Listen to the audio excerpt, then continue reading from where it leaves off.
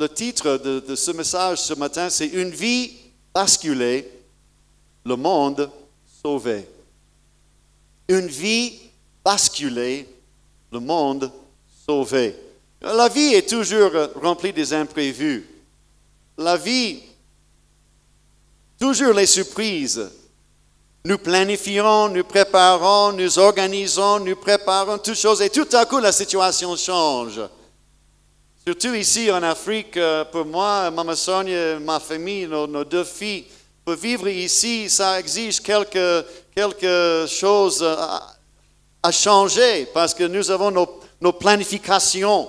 Nous voulons organiser le jour, mais nous commençons à 8 heures, mais à 9 heures, toutes choses ont été déjà changées. J'appelle le Congo et surtout tout le continent de l'Afrique l'endroit des imprévus. Toujours quelque chose qui change. La vie n'est pas sûre. Un problème se manifeste quelque part. Et il me semble que plus nous planifions, plus la vie nous défie avec un imprévu. Maintenant, nous nous approchons vers la fête de la Noël. C'est en 17 jours que nous allons célébrer la naissance de Jésus.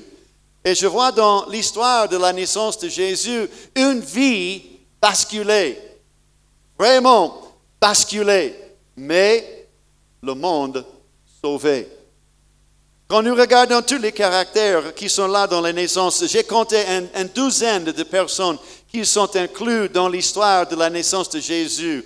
Quand il était dédié là au temple, Marie, les bergers, les magis, les autres, Marie, Joseph, Élisabeth, Jean-Baptiste même, toutes ces personnes, ils ont un rôle à jouer dans l'histoire de la naissance. Et comme nous nous approchons vers la Noël, à mon avis, c'est bon de raconter, d'étudier encore cette histoire de la naissance de Jésus et voir ce qui s'est passé là-bas. Parce que c'est bien possible, avec les préoccupations que nous avons, nous oublions ce qui s'est passé là, à la naissance de Jésus. Mais il y avait une personne, surtout une personne, un jeune homme, et sa vie a été totalement basculée, bouleversée par la naissance de Jésus. Et ça, c'est le jeune frère Joseph. Joseph, si nous étudions son histoire dans la Bible, dans les évangiles est très bref. Il n'y a pas beaucoup de détails donnés au niveau de Joseph. Il n'est pas comme Marie qui se figure tout autour et la longueur de l'évangile et de l'histoire du ministère de Jésus. Il a disparu jusqu'après l'enfance de Jésus. On ne mentionne plus Joseph quelque part. Mais Marie, elle est là même à la crucifixion. Mais Joseph, il disparaît. Mais son rôle, sa rôle. Aidez-moi. D'accord. Bon, je vais utiliser tous les deux. Vous me comprenez, n'est-ce pas? Je suis là pour massacrer le français. C'est clair. Mais son rôle, parce que j'ai tout récemment lu et relu cette histoire de la naissance de Jésus et j'ai trouvé les qualités dans la vie de Joseph qui peuvent nous aider quand nous trouvons notre propre vie basculée et bouleversée par les imprévus. Parce que c'est bien possible que vous êtes venus ce matin et votre vie même de ce matin est bouleversée. La nouvelle est arrivée d'un autre membre de la famille où il y avait une question qui n'a pas de réponse dans votre vie maintenant et vous êtes basculé, vous êtes bouleversé et vous ne savez pas quoi faire. Il y a quelques leçons que nous pouvons tirer de la vie de Joseph, cet jeune homme qui était très simple. Et nous pouvons nous diriger vers Matthieu chapitre 1, le premier chapitre de Matthieu du verset 18 à 25. Ça parle de la naissance de Jésus. Donc nous pouvons lire ici Matthieu chapitre 1, du verset 18 à 25. Voici de quelle manière arriva la naissance de Jésus-Christ. Marie, sa mère, ayant été fiancée à Joseph, se trouva enceinte par la vertu du Saint-Esprit avant qu'ils aient habité ensemble. Joseph, son époux, qui était un homme de bien et droiture et qui ne voulait pas la diffamer, se proposa de rompre secrètement avec elle. Et comme il y pensait, voici un ange du Seigneur lui apparut en songe et dit, Joseph, fils de David, ne crains pas de prendre avec toi Marie ta femme, car l'enfant qu'elle a conçu vient du Saint-Esprit. Et elle enfantera un fils, et tu lui donneras le nom de Jésus. C'est lui qui sauvera son peuple de ses péchés. Et tout cela arriva afin que s'accomplisse ce que le Seigneur avait annoncé par le prophète. Voici, la Vierge sera enceinte, elle enfantera un fils, et on lui donnera le nom d'Emmanuel, ce qui signifie Dieu avec nous. Au verset 24, Joseph, s'étant réveillé, fit ce que l'ange du Seigneur lui avait ordonné, et il prit sa femme avec lui. Mais il ne la connut point, jusqu'à ce qu'elle ait enfanté un fils auquel il donna le nom de Jésus. Dans cette histoire de la naissance de Jésus, c'est facile de passer par plusieurs détails dans ce discours entre l'ange et ce songe que Joseph il a eu et toutes les circonstances autour de la vie de Joseph. Donc je veux raconter, expliquer et montrer un peu certains détails qui sont là, qui nous amènent à bien comprendre ce qui s'est passé dans la vie de Joseph. Joseph, un homme très simple, un ouvrier, il travaillait avec ses mains. Même quand il a présenté Jésus pour la consécration au temple, lui et Marie donnaient l'offrande des pauvres. Il n'avait pas beaucoup de ressources, il était pauvre. Il aimait travailler avec ses mains. Il dirigeait une vie très simple. Il ne voulait pas avoir les grandes aspirations. Il n'est pas quelqu'un considérable dans le village où il était. Il était quelqu'un de très simple. Pas de grands rêves, pas grand chose dans sa vie. Personne ne le regardait, même peut-être il était méprisé, minimisé par ses amis, ses voisins, parce que bon, il n'était qu'un charpentier, un menuisier. Il travaillait avec ses mains. Il n'avait pas beaucoup de formation, beaucoup d'éducation. Il n'avait rien que le monde considérait comme important. Joseph, un homme très simple. Mais une chose, il a réussi au premier défi d'un jeune homme. Il a trouvé une femme. Une femme qui a dit oui. Je veux me marier à toi. Il a lutté comme j'avais vu beaucoup de mes frères congolais qui luttent pour chercher la dot. Oh, la dot. Il cherchait de gauche et à droite. Il fait au maximum quelque chose. Et, bon, vous voyez, la dot c'est quelque chose à 100% étranger pour nous les Muzungu, n'est-ce pas? C'est tout à fait anormal. Parce que chez nous, aux États-Unis, célibataires, faites attention, priez pour ce visa pour rentrer là-bas. Parce que c'est là la famille de la femme qui s'occupe de tout détail de mariage. L'homme, il arrive, il participe, mais il ne donne rien.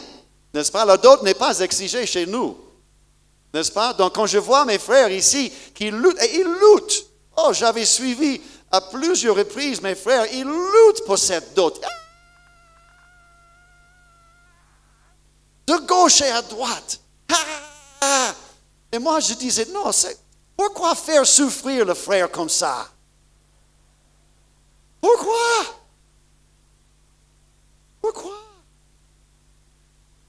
Oh, ce n'est pas juste. Bon, c'est juste, mais bon, ça c'est la tradition.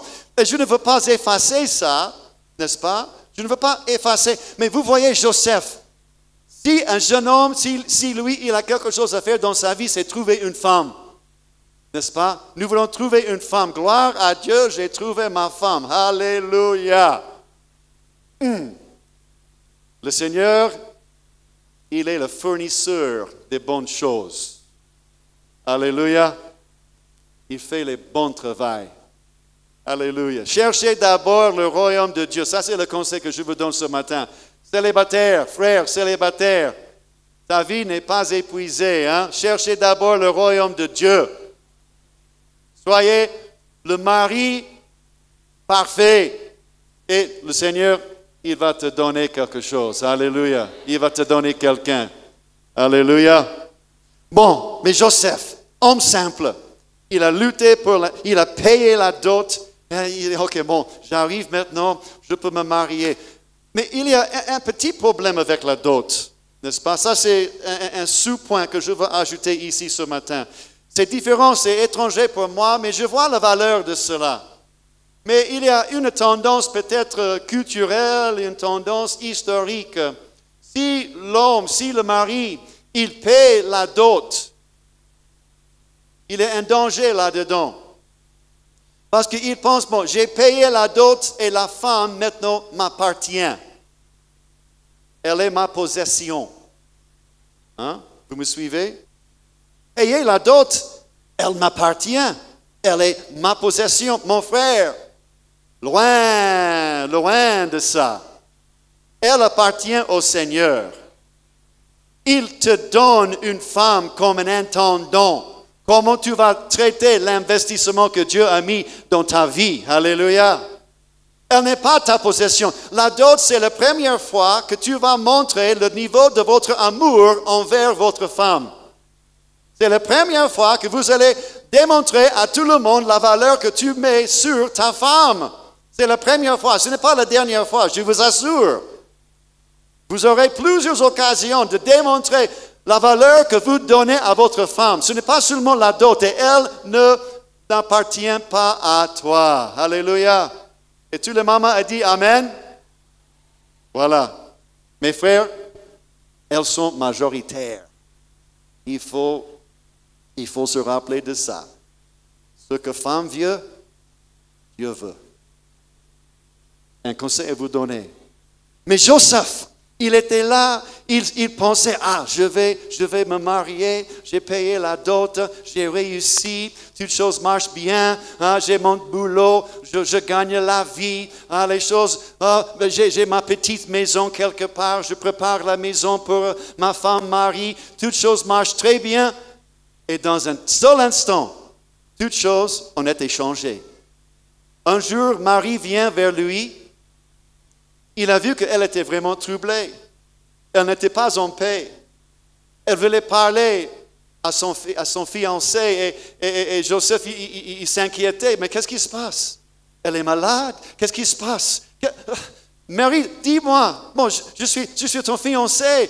Il faut être franc avec moi. Soyez clair. Qu'est-ce qui se passe maintenant dans ta vie? Et elle commence à raconter une histoire très, très, très triste. Joseph, un homme simple, qui n'avait pas grande aspiration, il commence à entendre ce que sa fiancée disait. Je suis enceinte. Joseph ne savait pas du tout quoi dire. Mais avec douceur. Une chose avec Joseph que cette histoire nous donne comme vérité, il aimait sa femme. Il aimait sa femme profondément. Il aimait Marie à un niveau inimaginable. Il aimait sa femme. Avec douceur, il écoutait l'explication. Avec douceur, avec patience. Enceinte, mais enceinte.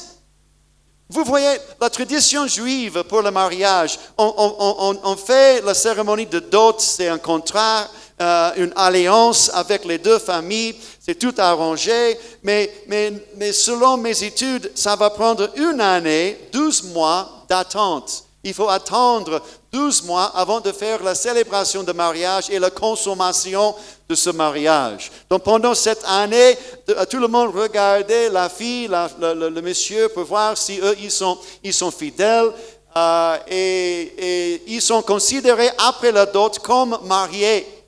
Donc si la femme meurait ou si l'homme meurait, il y a une question d'être veuve ou veuf. Et s'il y a une infidélité quelque part pendant ce temps de fiançailles, c'est la divorce qui est là. Et Deutéronome chapitre 22, dans l'Ancien Testament, la loi de Moïse était très, très, très claire, spécifique. Si une fille tombe enceinte pendant les fiançailles, elle sera amenée à l'extérieur de ville et elle sera lapidée. Joseph, toutes ses idées passent par ses réflexions, il pensait, il réfléchissait. Enceinte? Comment? Ma vie était bien arrangée, j'ai payé la dot, je suis prêt à me marier, avancer avec ma pauvre vie, mais maintenant ma vie est tout à fait basculée. Qu'est-ce qu'il va faire? Comment est-ce que je peux expliquer à ma famille? Comment est-ce que je peux expliquer? C'est très difficile. Comment je peux me mettre devant les autres? Ils vont nous accuser. Oh, vous avez joué avec votre fiancé avant le jour de célébration. Ah, vous avez fait du mal. Ils vont accuser Marie d'être infidèle. Oh, toutes ces choses. Ils vont nous garder avec un mauvais œil. Imaginez la pression mise sur Joseph à ce moment-là. Sa femme, sa fiancée, enceinte. Quelqu'un d'autre, pas moi, mais quelqu'un d'autre, qu'est-ce que je ferai? La loi de Moïse. Et quelle explication? Marie, elle a eu la visite d'un ange aussi pour annoncer ce qui se passera dans sa vie. Et elle a raconté, oh, l'Esprit de Dieu, ça vient de l'Esprit de Dieu. Marie, s'il vous plaît. S'il te plaît, je t'aime, mais quelle explication? Ça n'a pas de sens. Comment tu peux dire que tu es enceinte par l'Esprit de Dieu? Joseph, dans la déception totale, dans la confusion totale,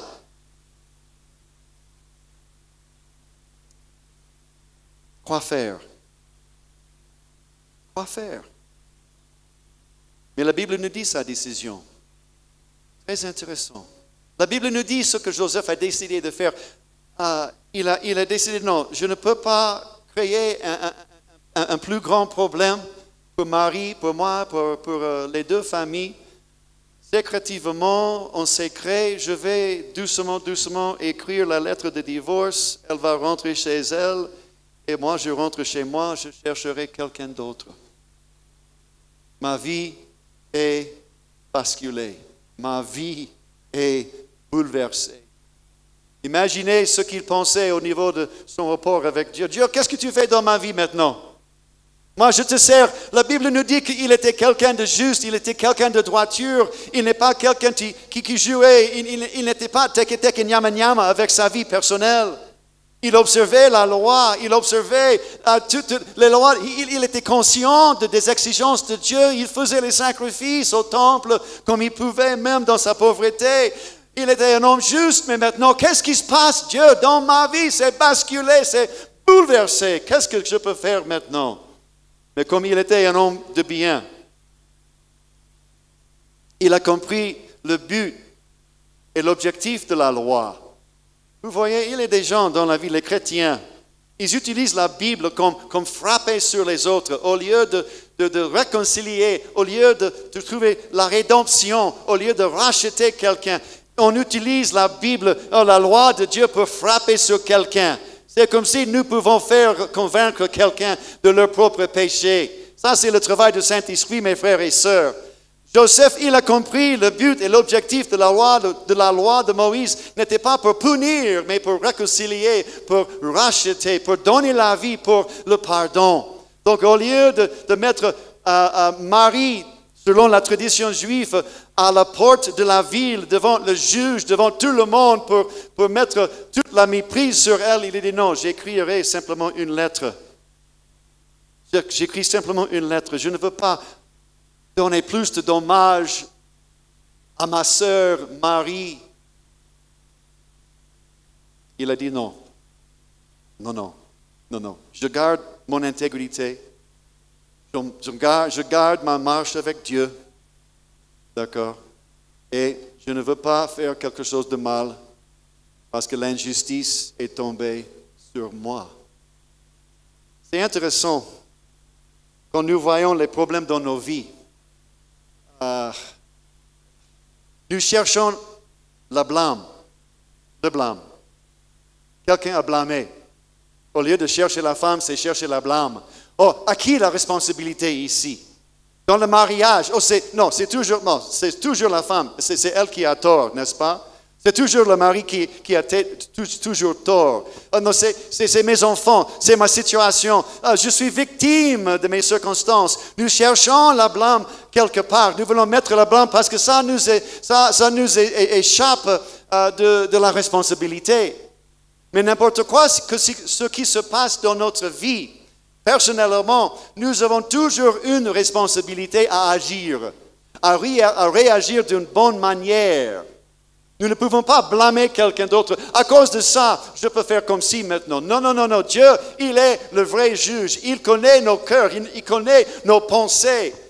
Et il nous dit quoi faire, comme il a fait pour Joseph. La Bible nous dit que quand il y pensait, quand Joseph réfléchissait au niveau de cette histoire, de ce qui se passait dans la vie de Marie, il a dit que, comme il y pensait, voici, un ange du Seigneur lui est apparu en songe et dit, Joseph, fils de David. Notez bien le titre qu'il a donné à Joseph, cet ange, fils de David. Ne crains pas et de prendre avec toi Marie, ta femme, car l'enfant qu'elle a conçu vient du Saint-Esprit. Et il donnait tous les détails. Donc, nous voyons le message que Dieu a envoyé par cet ange. C'est quelque chose qui est très important.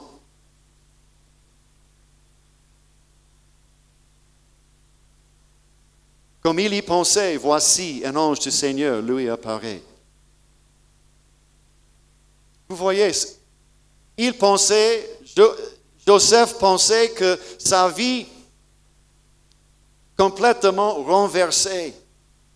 Et peut-être il cherchait la blâme, mais il a décidé de faire quelque chose de bon pour Marie, pour écrire simplement la lettre de divorce.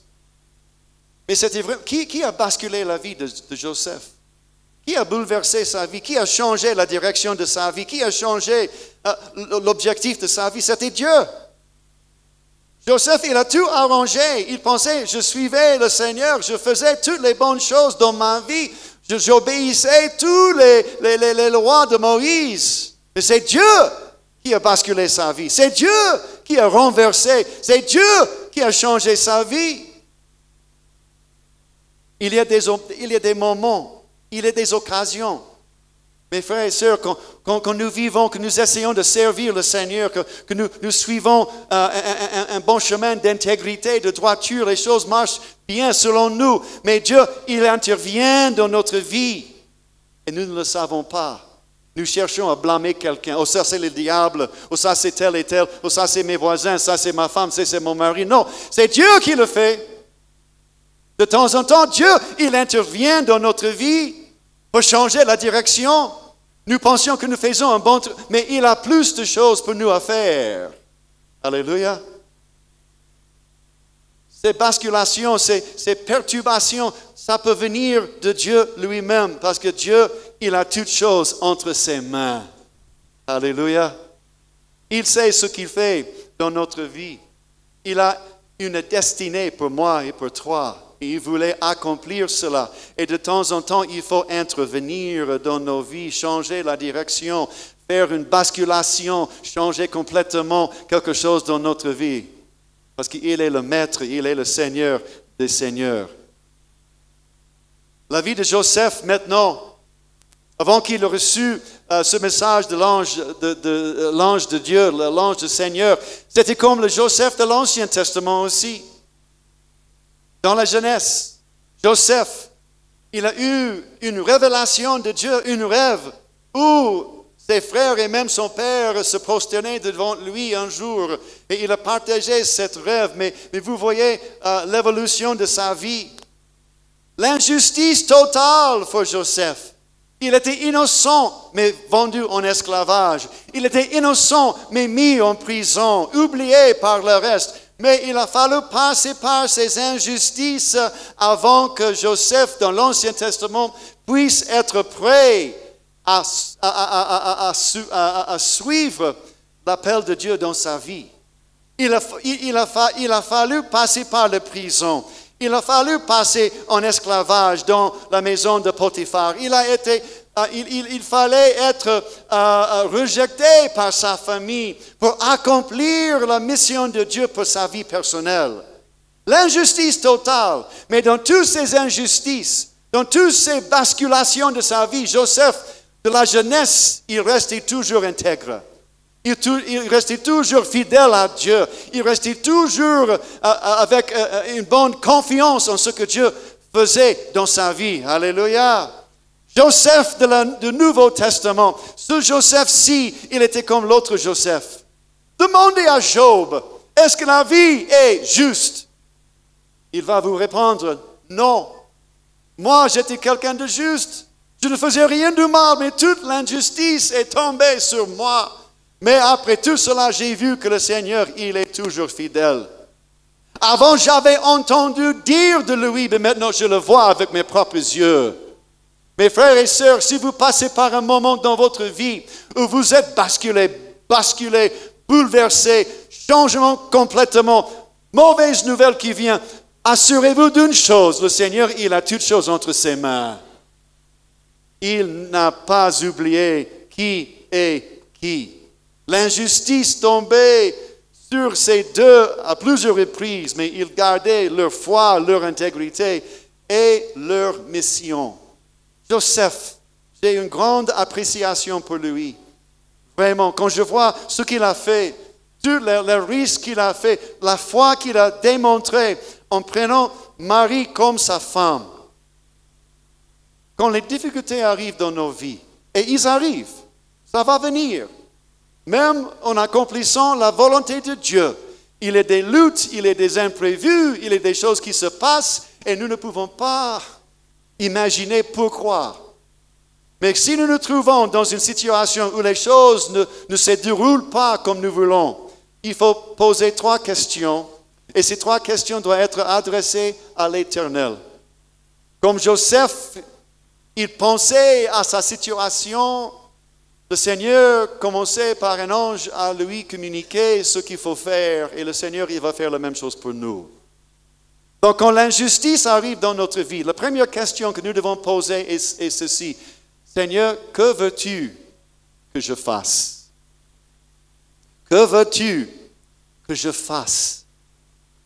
Qu'est-ce qu'il faut faire maintenant, Seigneur? Je ne veux pas suivre mes propres idées, je ne veux pas suivre mes propres imaginations, je ne veux pas suivre la logique humaine, je ne veux pas suivre d'autres. Seigneur, qu'est-ce que tu veux que je fasse dans cette injustice? Parce que je veux rester toujours obéissant à toi. Je veux être sensible à ta voix. Je veux bien écouter ce que tu me dis, Seigneur. Qu'est-ce que tu veux que je fasse? Maintenant, dans cette situation injuste, qu'est-ce que tu veux que je fasse? Parce que normalement, notre première réaction, moi, je vous ai déjà dit à plusieurs reprises, je crois que je suis le Benjamin de ma famille. Maman Sonia aussi, la Benjamine de sa famille. 2 Benjamins ensemble dans le mariage fait un mariage très intéressant. C'est vrai. Parce que nous, les Benjamins, nous pensons que toute personne nous serve. Nous sommes la priorité de tout. Bon, je ne sais pas ici, peut-être au Congo, ce n'est pas le cas, c'est le premier-né qui pense ça. Mais nous, les Benjamins, nous sommes vraiment gâtés parce que quand nous sommes arrivés à la fin, maman, elle savait, donc ça c'est la dernière, hein, il n'y a plus je dois bien traiter. J'ai appris comment faire grandir un enfant par les autres qui sont venus avant lui. Donc maintenant, je peux maîtriser la possibilité de faire un bon travail pour grandir cet enfant. Donc, c'est facile pour nous, les Benjamins, d'avoir toutes choses. N'est-ce pas? Hein? C'est comme ça. Et la réaction que nous avons, c'est pourquoi vous ne me favorisez pas? Je suis le Benjamin. Mais je mérite quelque chose mieux que ça. Je mérite la justice. Et maintenant, c'est injuste. Je ne mérite pas ce qui se passe dans ma vie maintenant. Et la réaction normale, la réaction humaine que nous suivons, que nous poursuivons, et je demande mes droits. Je demande mes privilèges. Mais la première question que nous devons poser à Dieu, c'est qu'est-ce que tu veux que je fasse, Seigneur? Je ne veux pas être désobéissant, je ne veux pas mélanger, je ne veux pas encore compliquer la situation par ma réponse humaine. Quelle est la sagesse de Dieu là-dedans? Aide-moi, Seigneur. Que veux-tu que je fasse? La deuxième question que nous devons poser, et vraiment, je crois que Joseph, il a posé ces mêmes questions. Dieu, que veux-tu que j'apprenne maintenant? Nous sommes tous sur un chemin de disciple-là, n'est-ce pas? Nous n'avons pas encore trouvé la réussite à la perfection dans nos vies spirituelles, dans nos vies, dans notre marche avec le Seigneur. Et il y a toujours quelque chose que le Seigneur, il veut nous faire apprendre.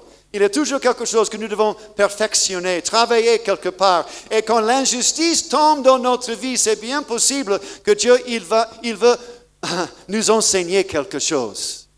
Il veut nous enseigner la patience. Il veut nous enseigner la douceur, la compassion, corriger quelques fautes dans notre vie personnelle. Seigneur, que veux-tu m'apprendre que j'apprenne? Qu'est-ce que tu veux que j'apprenne dans cette situation? Cette situation si difficile. Est-ce qu'il y a quelque chose dans ma vie qui ne marche pas? Est-ce que j'ai oublié quelque part une obéissance? Seigneur, qu'est-ce que tu veux m'enseigner par cette injustice? Ça nous oriente vers la solution. Nous ne cherchons pas la blâme. Non. Nous ne cherchons pas la blâme. Nous cherchons nos responsabilités. Comment est-ce que nous allons répondre à cette injustice? C'est difficile. Parce que nous sommes tous un peu égoïstes. Nous voulons la justice, même dans ce monde.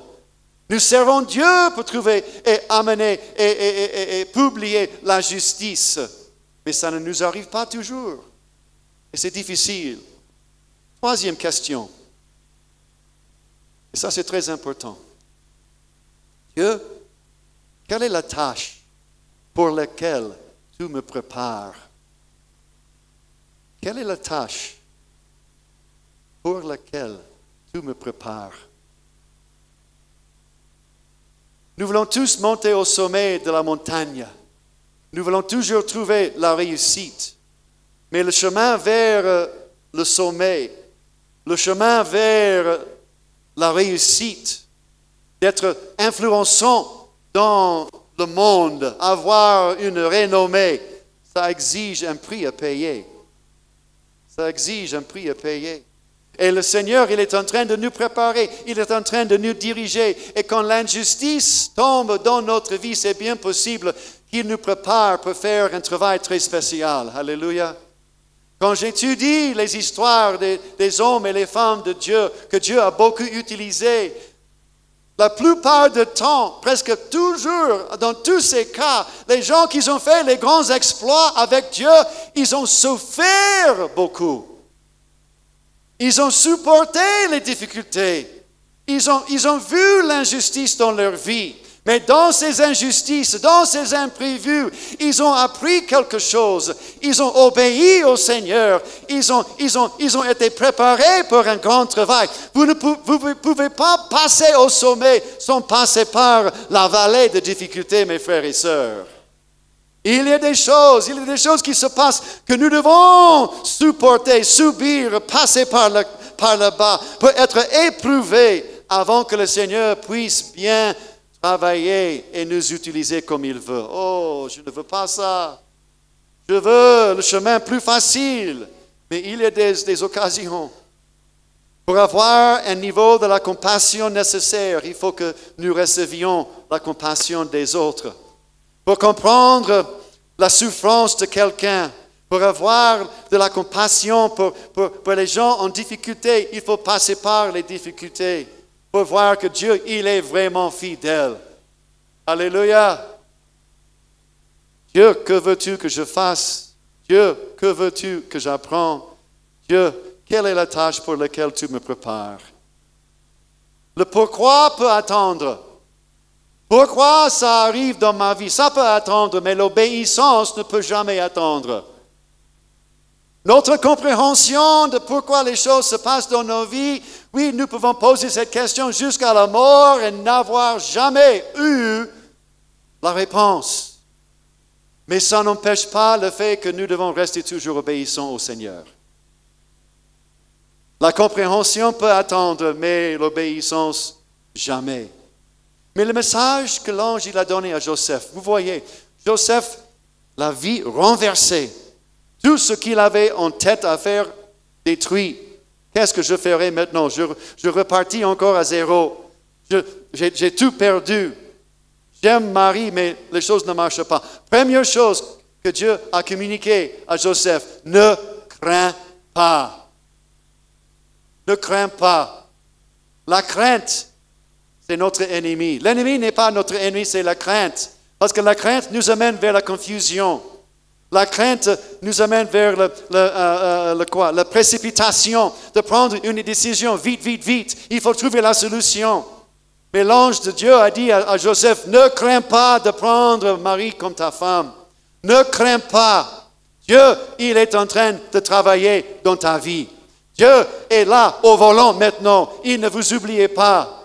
Et Dieu, il est là. Ne crains pas de prendre Marie comme ta femme. Toute chose a été déjà arrangée. Alléluia. Nous servons le grand Dieu qui s'occupe de tous les détails de notre vie. Ça, c'est un miracle. Incompréhensible, mais c'est la vérité. Le grand Dieu qui a créé ce monde, qui dirige l'histoire humaine, qui nous amène vers la fin de l'histoire humaine, c'est lui qui s'occupe de tous les détails, les petits détails de ma vie personnelle. Ne crains pas. Et l'ange, il a précisé, quand il a donné les instructions, prenez Marie, ta femme, l'enfant qu'elle a conçu vient du Saint-Esprit, elle enfantera un fils. Tu sais déjà le sexe de ton enfant, et tu lui donneras le nom de Jésus. C'est lui qui sauvera son peuple de ses péchés. Et tout cela arriva afin que s'accomplisse ce que le Seigneur avait annoncé par le prophète Ésaïe, chapitre 7, verset 14. Si vous voulez la référence, voici, la Vierge, soulignez ça, la Vierge sera enceinte, la Vierge enfantera un fils et on lui donnera le nom d'Emmanuel, ce qui signifie Dieu avec nous. Dieu, quand nous écoutons, quand nous l'écoutons, il nous donne la direction, il nous donne la réponse, il nous donne la solution. Joseph, oui, basculez votre vie, mais Dieu, il est en train de faire un travail. Dieu, il est en train de faire quelque chose dans ta vie. C'est une chose très intéressante, j'ai noté ça. Le détail qui est très important, c'est quand l'ange a appelé Joseph fils de David. C'est la seule fois dans le Nouveau Testament, même dans toute la Bible, que quelqu'un est nommé fils de David, sauf Jésus lui-même. Le titre fils de David est réservé dans le Nouveau Testament pour Jésus. Personne n'est appelé fils de David, sauf cette seule fois ici, Joseph. L'ange a dit fils de David. Il y a une vérité là-dedans que nous devons bien investiguer, que nous voulons bien voir. Pourquoi il a dit fils de David? Vous voyez dans les prophéties de l'Ancien Testament, les Juifs, ils étaient au courant de ce qui se passe dans les prophéties. Ils étudiaient Ésaïe, Jérémie, Ézéchiel, Daniel, tous ces autres prophètes majeurs et mineurs. Ils savaient les prophéties et ils cherchaient le Messie. Ils cherchaient le libérateur, ils cherchaient le sauveur du monde. Ils étaient sous le joug des Romains, ils n'étaient pas libres, ils ne pouvaient pas célébrer leur foi juive comme ils voulaient. Ils cherchaient le libérateur, ils cherchaient une réponse à l'oppression des Romains dans leur ville, dans leur vie. Et ils savaient que l'une de ces prophéties disait que le Messie doit venir de la maison de David, de la maison de ligne familiale de David. Donc toute personne qui est née dans la ligne familiale de David, il pensait peut-être par ma famille, par ma vie, par moi-même, le Messie sera né ici pour nous sauver, pour nous libérer.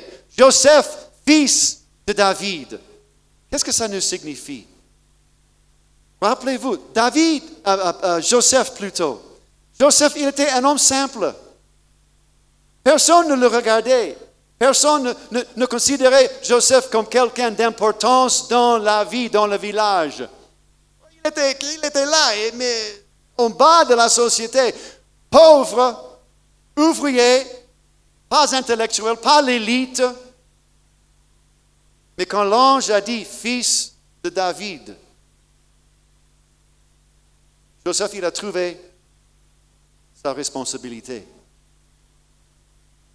Il n'avait pas beaucoup d'aspirations.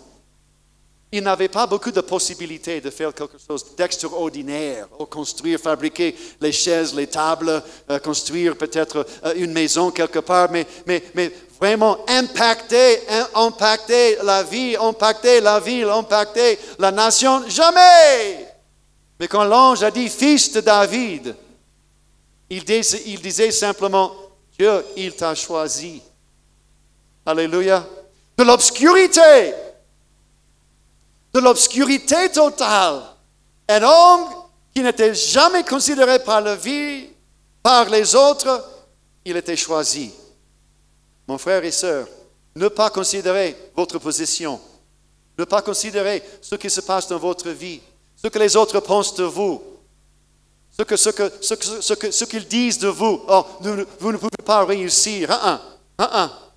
Fils de David, l'ange de Dieu, il vous dit aujourd'hui, fille d'Israël, fille de David, fils de David, vous avez la possibilité de faire quelque chose. Alléluia.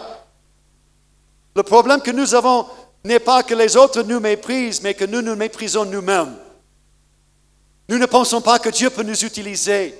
Que Dieu, j'ai trop fait les erreurs, les problèmes, les faiblesses dans ma vie. Non, Dieu, Joseph, l'homme simple, ouvrier, travaillait avec ses mains. Dieu a dit non, c'est par toi que nous allons introduire, que nous allons présenter la naissance du Messie. Alléluia. Nous avons tous une grande espérance, ce que Dieu va faire dans notre vie. Parce que les Juifs, ils pensaient à cela. Ils pensaient, j'ai la chance, peut-être le Messie va venir par ma vie. Et Dieu peut faire la même chose pour vous ce matin.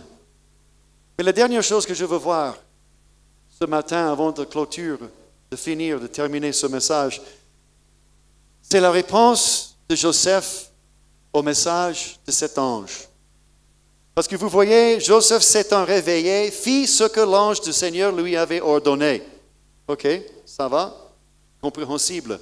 Et il prit sa femme avec lui. Le défi là-dedans est le fait qu'il n'a pas suivi la tradition juive. Imaginez, ta fiancée est enceinte. Les rumeurs qui coulaient en ville, au village, c'est Joseph. Ils se sont couchés ensemble. Ses maris, sa réputation, qu'est-ce qu'elle a fait? Oui, elle explique que ce n'est pas le Saint-Esprit. Bien sûr. Et quand elle se promène en ville, tout le monde, regardez, c'est toi, Marie. Joseph, la même chose. Pour le mariage dans la tradition juive, ce qu'ils ont fait, et la célébration vient, 7 jours de célébration. Mais c'est la nuit de la premier jour où le mariage est normalement consommé, que la femme et le mari se couchent ensemble et la famille de la femme sort avec le tissu sanglant, indiquant que vraiment la fille, elle était vierge avant le mariage. Mais elle était déjà enceinte. Joseph, il n'a pas attendu les 12 mois, il n'a pas consommé son mariage avec Marie la première nuit de leur célébration. Il a contredit toutes ces traditions. Il était convaincu de la mission de Dieu pour lui. Il a considéré le message de l'ange. La Vierge enfantera un fils. C'est-à-dire que la femme doit rester vierge jusqu'à la naissance de Jésus. Il était déjà marié.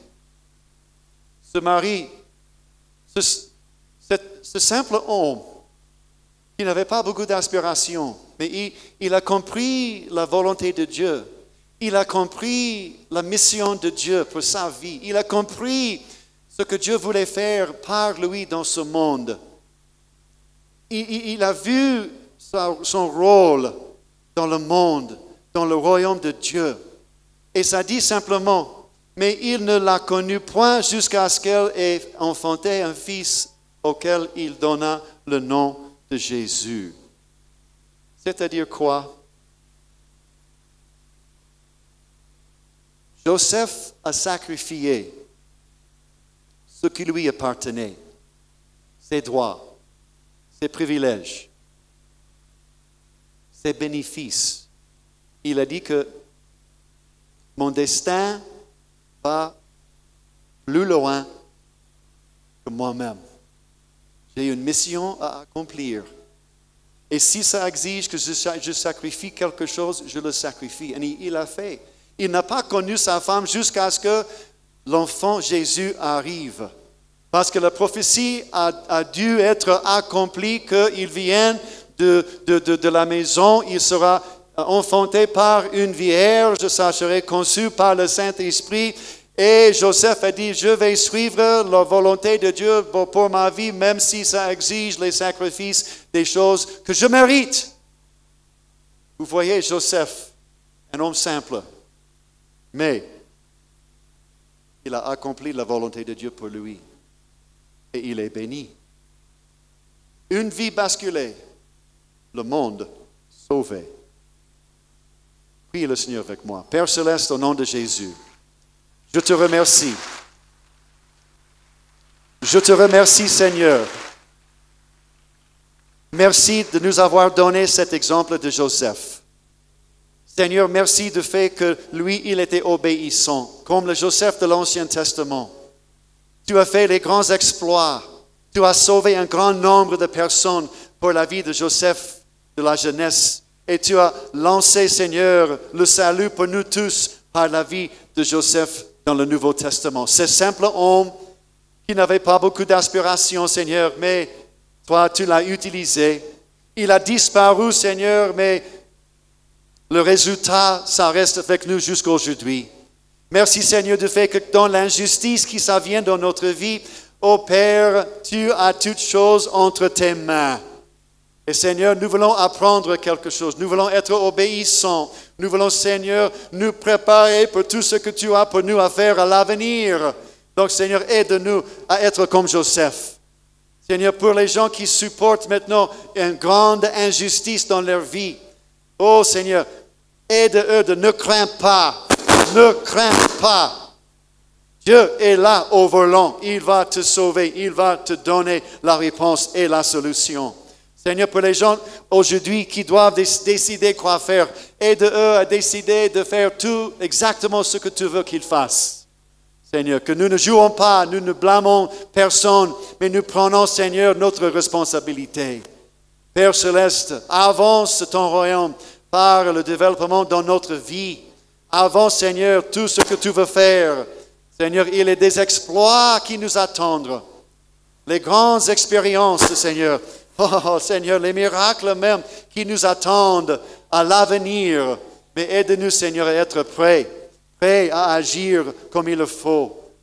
Dans le bon, dans la droiture, Seigneur, dans l'intégrité. Père Céleste, commence et continue, Seigneur, à faire le travail que tu veux faire dans notre vie. Nous te prions, Père, au nom de Jésus. Amen et Amen. Que le Seigneur vous bénisse. Acclamez le Seigneur. Bien-aimés, nous vous remercions d'avoir suivi ce message et nous prions pour que la grâce du Seigneur continue à agir dans votre cœur et que le message puisse apporter des fruits pour lesquels Dieu l'a envoyé chez vous. Nous voulons juste vous encourager à vous qui n'avez pas encore donné votre vie à Christ, à faire cette prière avec nous maintenant et à faire cette prière avec un cœur ouvert et une décision venant de votre cœur. Vous pouvez juste prier avec nous maintenant en répétant ces paroles après moi et en disant ceci. Seigneur Jésus, je t'ouvre mon cœur, je te donne ma vie. Sois mon Seigneur et mon Sauveur. Pardonne mes péchés, Seigneur. Inscris mon nom dans ton livre de vie. Je m'abandonne à toi. Que le Saint-Esprit m'aide à te suivre et à te servir. Merci pour la nouveauté de vie et merci pour, Seigneur, au Dieu de gloire, l'obéissance à ta parole que tu crées en moi. Parce que c'est toi qui crées le vouloir et le faire selon ton bon plaisir. Je te dis merci. Amen. Que Dieu vous bénisse parce que vous avez pris la décision de devenir chrétien et de vous engager à suivre Jésus et à les servir. Vous pouvez nous contacter au numéro qui apparaît à l'écran et nous serons toujours disposés à répondre à vos questions, à vos préoccupations. Nous sommes là pour vous servir et nous serons aussi heureux d'avoir un temps de prière avec vous dans nos installations 6 avenue Kassavubu, Sandoa, à l'église La Parole Éternelle, ici à Lumbashi. Que Dieu vous bénisse, que sa grâce et sa paix soient dans vos maisons. Au revoir, nous vous aimons.